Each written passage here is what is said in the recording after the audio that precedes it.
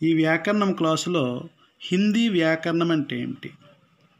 వ్యాకరణం అంటే భాష శుద్ధ రూపంగా మాట్లాడడానికి మరియు వ్రాయడానికి ఉపయోగించే నియమాల సమాహారము. వ్యాకరణం అనేది శుద్ధ భాష మాట్లాడడానికైనా రాయడానికైనా ఉపయోగించడానికి ఉండే నియమాల సమూహాన్నే వ్యాకరణం అని చెప్పి అంటారు. ఈ వ్యాకరణంలో ముఖ్యంగా భాషకు సంబంధించినటువంటి అనేక లక్షణాలను అనేక తత్వాలను తెలియజేయడం జరుగుతుంది. మొట్టమొదట ఈ వ్యాకరణం గురించి నేర్చుకోవాలి అంటే అసలు భాష అంటే ఏమిటో తెలుసుకోవాలి. భాష అంటే అర్థం ఏంటంటే విచార వినిమయ సాధన్.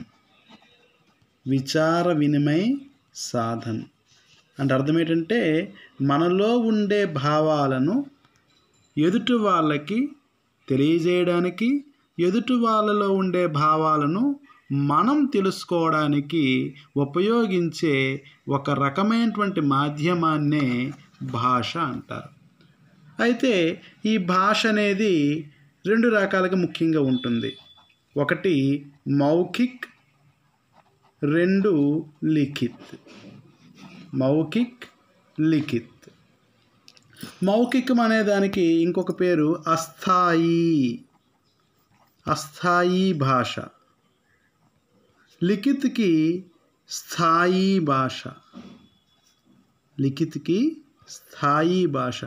అస్థాయి భాష అంటే ఏంటంటే మనం మాటల ద్వారా ధ్వనులను ప్రకటిస్తాము. ఆ ధ్వనులు ఏమవుతాయి అంటే అక్కడ నుంచి మాయమైపోతుంటాయి, కనిపించవు, జస్ట్ గాల్లో కలిసిపోతూ ఉంటాయి. అందుకే మౌఖిక భాషని అస్థాయి భాష అన్నారు. అదే లిఖిత భాష అనుకోండి, మనం చెప్పే మాటలు కానీ మనం చెప్పే భావాలు కానీ లిపిబద్ధం చేయబడతాయి. లిపిబద్ధం అంటే అర్థం ఏంటంటే వ్రాయబడతాయి. వ్రాయడానికి కొన్ని సంజ్ఞలు ఉంటాయి, ఆ గుర్తులు ఉంటాయి, చిహ్నాలు ఉంటాయి. వాటి ద్వారా మనం మాట్లాడే భాషని మనం ఏం చేస్తామంటే లిపిబద్ధం చేస్తాం. అది ఎప్పటికీ స్థిరంగా ఉంటుంది. అందుకనే దానిని స్థాయి భాష అని అన్నారు. సో అయితే ఈ మౌఖిక భాష అవనియండి, లిఖిత భాష అవనియండి, దీని తాలూకా ముఖ్య ఉద్దేశము ఏమిటి అంటే మనం నేర్చుకున్నటువంటి హిందీ మెథడాలజీలో ఉన్నటువంటి అతి ముఖ్యమైనటువంటి అంశాలు భాషాయి కౌశల్ అంటే సుననా, బోల్నా, పఠనా, లిఖనా. దీని తాలూకు ముఖ్య లక్ష్యం ఏంటంటే వినడము, మాట్లాడడం, చదవడము, రాయడం. ఇది మన తాలూకు భాష యొక్క అతి ముఖ్యమైనటువంటి ధర్మం. అయితే మనము మెథడాలజీలో కూడా మనం నేర్చుకునే ఉంటాం. భాష గురించి, భాషా నియమాల గురించి మనం నేర్చుకుంటాం. అదేవిధంగా వ్యాకరణంలో కూడా ప్రత్యేకించి భాష గురించి నేర్చుకుంటాం. ఏదైనా మన తాలూకా భాషా వ్యాకరణం కానీ భాష యొక్క నేర్చుకునే విధానం యొక్క ముఖ్య లక్ష్యము ఏమిటి అంటే శుద్ధ భాష అంటే ఎటువంటి తప్పులు లేకుండా రాసే భాష కానీ చెప్పే లేదా చదివే భాష కానీ మనకు అవసరం. దానికే వ్యాకరణం అనేది చాలా ఇంపార్టెంట్. అయితే ఈ వ్యాకరణంలో ముఖ్యంగా ఉండే తత్వాలు ఏమిటి అంటే మన హిందీ వ్యాకరణంకి వచ్చేసరికల్లా ఒకటవ తత్వము వర్ణ విచార్, రెండవ తత్వము శబ్ద విచార్, మూడవ తత్వము వాక్య విచార్. సింపుల్గా మీకు జస్ట్ ప్రతి దాని గురించి కూడా డీటెయిల్డ్గా ఉంటుంది. ఇది కేవలం ఒక పరిచయ క్లాసు కాబట్టి చాలా సూక్ష్మంగా తక్కువ టైంలో దీన్ని మీకు తెలియజేస్తున్నాం. వర్ణ విచార్ అంటే కేవలం వర్ణ అంటే అక్షరము. అక్షరం అంటే అర్థం ఏంటి? నాశనము కానిది, క్షరము కానిది. మన హిందీ భాషలో కూడా వర్ణమాల అనేది ఉంది. తెలుగులో ఎలాగైతే అక్షరమాల మనం నేర్చుకున్నామో అలాగే హిందీలో కూడా వర్ణమాల ఉంది. సో వర్ణమాలలో ఉండే అక్షరాలు ఈ వర్ణ విచారాలు ఏం తెలియజేస్తాయంటే అక్షరాలు ఎన్ని ఉన్నాయి, ఆ అక్షరాల్లో ఉండే రకాలు ఏంటి, ఆ రకాలకు గల పేర్లు ఏమిటి, వాటి యొక్క ఉచ్చారణ స్థానాలు ఏంటి. ప్రతి అక్షరం పలకాలంటే మనం చెప్తుంటాం శబ్దోచ్చారణలో వచ్చి ఉంటుంది మెథడాలజీలో. మనం ఏదైనా భాష మాట్లాడుతున్నప్పుడు మన నాభియందు నుంచి వచ్చి స్వరపేటికలోని స్వర యంత్రాల ద్వారా బయటకు వచ్చి మనం పలుకుతూ ఉంటాం. సో ఆ పలికేటప్పుడు స్వర యంత్రాల ద్వారా ఏ యంత్రానికి తగిలి ఏ అక్షరం అయితే వస్తుందో దాని యొక్క ఉచ్చారణ స్థానం అని అంటాం. సో ఈ విధంగా వర్ణమాల అంటే, వర్ణ విచార అంటే ఇవన్నీ మేళవింపు. ఒకటి, ఎన్ని వర్ణాలు ఉన్నాయి, వర్ణాల యొక్క పేర్లు ఏమిటి, వర్ణంలో ఉండే రకాలేమిటి, వర్ణ ఉచ్చారణ స్థానాలు ఏంటి అనే విషయాన్ని అన్నింటినీ కూడా వర్ణ విచారణ తెలియజేస్తుంది. అలాగే రెండవ ముఖ్యమైన విషయము శబ్ద విచార్. శబ్ద విచార్ అంటే ఏంటంటే, ఈ శబ్ద విచార్లో వర్ణలు అంటే శబ్దం అంటే ఏంటి, సంపూర్ణ అర్థాన్నిచ్చే అక్షరాల సముదాయము. అక్షరం అంటే నాశనం కాదని తెలుసుకున్నాం. మరి శబ్దం అంటే అర్థం ఏంటి చెప్పండి? శబ్దము అంటే సంపూర్ణ అర్థాన్నిచ్చే అక్షరాల సముదాయాన్ని శబ్దం అంటాం. అంటే ఏది పడితే అది వర్ణన కలిపేస్తే శబ్దం అయిపోదు. అదేంటి అవ్వాలంటే అర్థం ఇవ్వాలి. ఏమిటి ఇవ్వాలి? కాకి అనేది ఒక అర్థం ఇచ్చింది కాబట్టి దాన్ని పదం అన్నాం. అది మనిషి కా అంటే ఏంటో చెప్పండి, అది పదం కాదు తెలుగులో.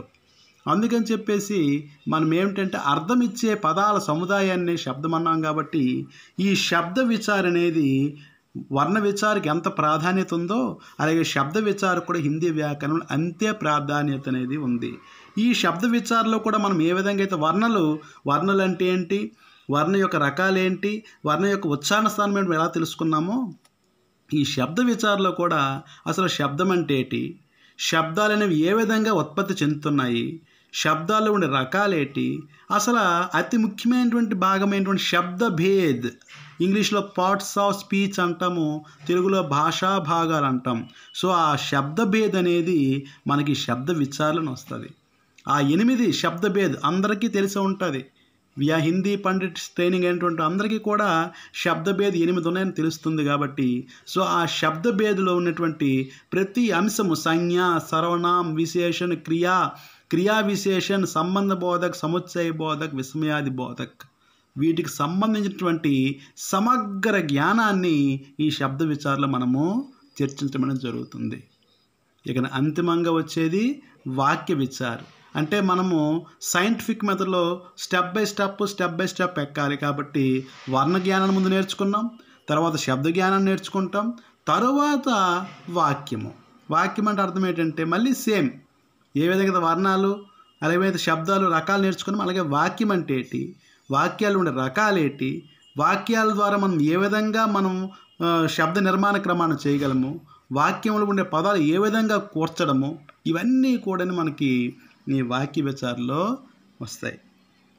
డియర్ ఫ్రెండ్స్, మనం ఈరోజు కేవలం ఇంట్రడక్షన్ మాత్రమే నేర్చుకుంటున్నాము. మీకు నచ్చితే షేర్ చేయండి, అలాగే సబ్స్క్రైబ్ కూడా చేయండి. నేను మ్యాక్సిమం డైలీ కూడా ఒక క్లాసు సింపుల్గా ప్రత్యేకించి 2024 డిఎస్సికి సంబంధించినటువంటి హిందీ వ్యాకరణాన్ని హిందీ పండితుల కోసం నేను సులభ రీతిలో చెప్పడం అనేది జరుగుతుంది నా యూట్యూబ్ ద్వారా. ప్రతి కాంపిటేటర్ ప్రత్యేకించి హిందీ డిఎస్సి రాసినటువంటి ప్రతి అభ్యర్థి కూడా నా ఛానల్ని చూసి గ్రామర్లోని మీరు మెలకువలు నేర్చుకోవడమే కాకుండా మీకు వచ్చిన సందేహాలను కూడా కామెంట్ రూపంలో పెట్టినట్లయితే నాకు తెలిసిన జ్ఞానం ప్రకారం వాటికి నేను సొల్యూషన్స్ ఇచ్చే ప్రయత్నం కూడా చేస్తానని అందరికీ చెప్పుకుంటూ ఈ క్లాసుని చక్కగా విని జస్ట్ ఇది ఇంట్రడక్షన్ మాత్రమే. నా దగ్గర ఇక టెక్నికల్గా కూడా కొంత నేను ఎక్విప్మెంట్ సమకూర్చుకోవాల్సినటువంటి ఆవశ్యకత ఎంతైనా ఉంది. అవన్నీ చేసుకొని మీకు ఫుల్ ఫ్లెడ్జ్డ్గా రోజుకి ఇవాళ నుంచి కూడా క్లాస్ పెట్టడం అనేది జరుగుతుంది. క్లాస్ నిడివి కూడా సుమారు 15-20 నిమిషాలు ఉంటుంది, ఎక్కువగా ఉండదు. ఎందుకంటే ఫోన్ అనేది అంత ఎక్కువగా చూసి చదవడం అనేది అంత ఈజియెస్ట్ కాదు. అందుకని చెప్పేసి ఆ నిడివి కూడా తక్కువ టైంలోనే మీకు సూక్ష్మంలో చక్కగా బ్రీఫ్గా సరైనటువంటి సమాచారాన్ని ఒక డిఎస్సి యాస్పిరెంట్కి ఎటువంటి సుత్తి ఇవేమీ లేకుండా చక్కగా చెప్పడానికి నా వంతు నేను ప్రయత్నం చేస్తానని చెప్పుకుంటూ మీ అందరికీ మరొకసారి ధన్యవాదాలు తెలియజేస్తున్నాను. Thank you one and all.